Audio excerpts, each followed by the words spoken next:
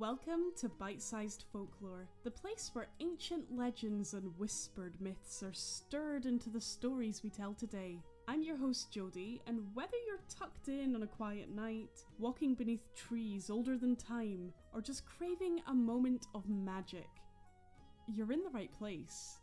Folklore isn't just the past.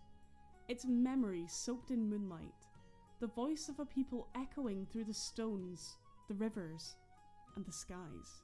And today we travel to a land where the hills hum with history and the lakes guard their secrets.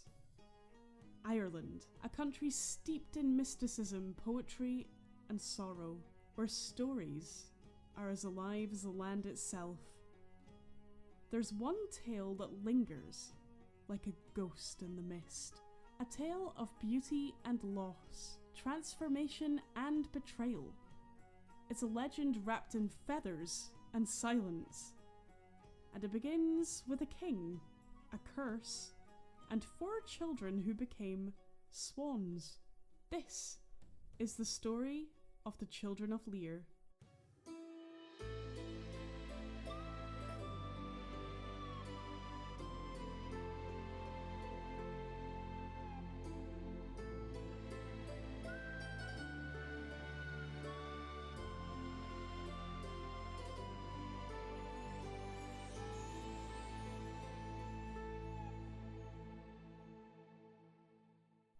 Long ago, in the age of druids and high kings, there was a nobleman named Lir. He was a powerful figure from the Tuatha Dé Danann, the divine people of ancient Irish myth. Though he had power, wealth, and land, Lir's heart belonged wholly to his children. Fionnuala, his only daughter, was wise beyond her years. I, his eldest son, strong and gentle, and the twins, Fiachra and Con, bright and curious, like twin flames of mischief and joy. They were the light of their father's life.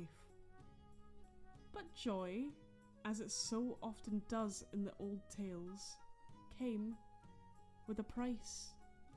When Lir's beloved wife, the children's mother, passed away, grief settled like a fog over the land. To restore peace and strengthen ties between noble houses, Lir remarried. His new bride was Aoife, the sister of his late wife. At the beginning, she was kind. She doted on the children, smiled sweetly at court. But something in Aoife festered. Maybe it was envy. Maybe it was madness. Whatever it was, it grew. The more the people loved the children, the more Aoife resented them. She couldn't bear the way Lir's heart still belonged, not to her, but to the memory of his first wife, and to his children. And so she made a terrible decision. One day, under the guise of a journey, Aoife took the children to the tranquil waters of Lake Derivara. She promised them a day of games and rest, but when they reached the water's edge, her true nature revealed itself. With a twisted heart and ancient magic on her tongue, she raised her hand and cast a powerful spell. The children cried out, but it was too late. In a flash of unnatural wind and shimmer, their bodies twisted, and they became swans, white-feathered, winged, bound to the water. Yet, Aoife's magic was not without rules. For 900 years, they would live as swans, and not even death would free them early. 300 years on Lake Derivara, 3 on the cold sea of Moyle, and 3 more on the lonely western waters of Innisglora. But she made one mistake.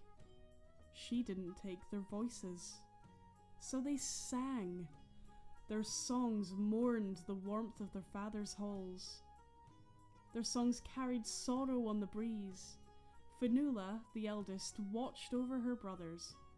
Through storms and snow, war and time, they endured. Ireland changed around them. New kings, new faiths, new stories. But the swans remained, drifting from lake to sea, trapped in time. Eventually, the old gods faded. Christianity came to Ireland like a rising tide, and with it, the sound of church bells. When the swans heard the bells of a Christian monastery near Innisglora, something shifted. The spell began to lose its power. A kind monk took them in, and when the curse finally broke, the swans transformed one last time, not into children, but into withered ancient humans. Frail and barely alive, they were baptized and given peace. Shortly after, they died, but not in sorrow. They had fulfilled their time and were laid to rest together, as they had always been, a family, bound in love.